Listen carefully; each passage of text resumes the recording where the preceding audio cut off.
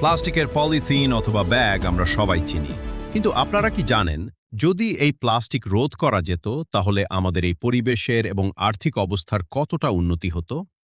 আচ্ছা, এই প্লাস্টিক রোধ করা কি সম্ভব গ্রাম থেকে গঞ্জে কিংবা শহর থেকে শহরে?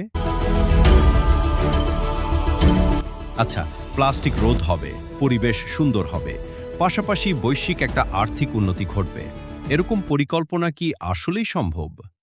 হ্যাঁ, এটা সম্ভব। সারা বিশ্বে পৌঁছে দেয়া সম্ভব এই আইডিয়া। আর এটা আমাদেরই বাংলাদেশের একজন সেটা করে দেখিয়েছিলেন। কিন্তু কেন সামনে আসলো না বিষয়টি? কেন এই উদ্যোগ নিল না কোন সরকার?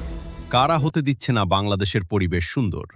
কারা চাচ্ছে না বাংলাদেশ এটা নিয়ে বৈদেশিক মুদ্রা অর্জন করুক?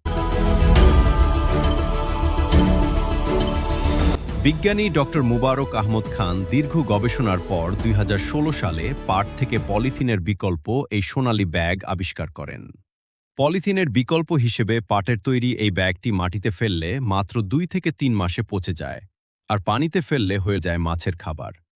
পরিবেশ রক্ষায় এটি হতে পারত পৃথিবীর সবচেয়ে বড় অস্ত্র। কিন্তু অত্যন্ত আফসোসের বিষয়, ১ দশকেরও বেশি সময় পার হয়ে গেলেও আমলাতান্ত্রিক জটিলতা ও সঠিক পৃষ্ঠপোষকতার অভাবে এই ব্যাগটি এখনও সাধারণ মানুষের হাতে পৌঁছায়নি। বাজারে এর কোনো সহজলভ্যতা নেই।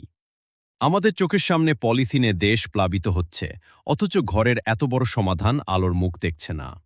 জাতি হিসেবে এর চেয়ে বড় হতাশা আর কি হতে পারে? তাই এ দেশের সরকারের কাছে আকুল আবেদন, দ্রুত এই পরিবেশ বান্ধব সোনালী ব্যাগের বাণিজ্যিক উৎপাদন নিশ্চিত করে বাজারজাতকরণের ব্যবস্থা করা হোক।